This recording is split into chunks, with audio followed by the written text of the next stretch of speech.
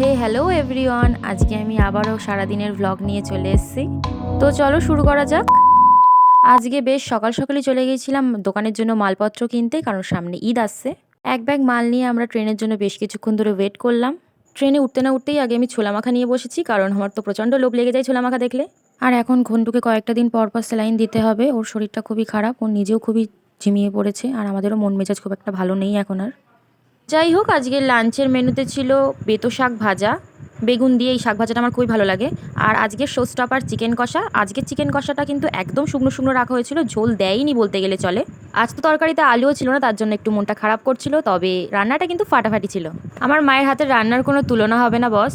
আর খাওয়ার পরেই তো আমি একটু দই খেয়ে নিয়েছিলাম। দুপুরবেলায় আমার মাথায় কি ভূত চাপিয়েছে, আমি পিল অফ মাছ লাগিয়ে নিয়েছি, আর এটা এত স্ট্রাগলের পরেও আমি এটা তুলতে পারছি না, জানি না কি হবে। এরপর তো সারা সন্ধে কোনো কাজ করিনি, বসে বসে টিভি দেখেছি। তারপরে চলে এসেছি রাতের খাবার খেতে। দুপুরে যেহেতু রিচ খাবার হয়েছিল, ওই জন্য রাতের খাবারটা হালকা রেখেছি। পেঁয়াজ ফোড়ন দিয়ে ডাল আর সাথে আলু সেদ্ধ, এটা তো আমাদের বাঙালির কমফর্ট ফুড। আমি তো খেতে খেতে পুরো ঘেমেই গেছি, কারণ ডালটা প্রচণ্ড গরম ছিল। তো এভাবেই আমার সারা দিনটা কেটে গেল। তোমরা জানিও যে তোমাদের কেমন লাগছে। ফলো অ্যান্ড সাবস্ক্রাইব করো।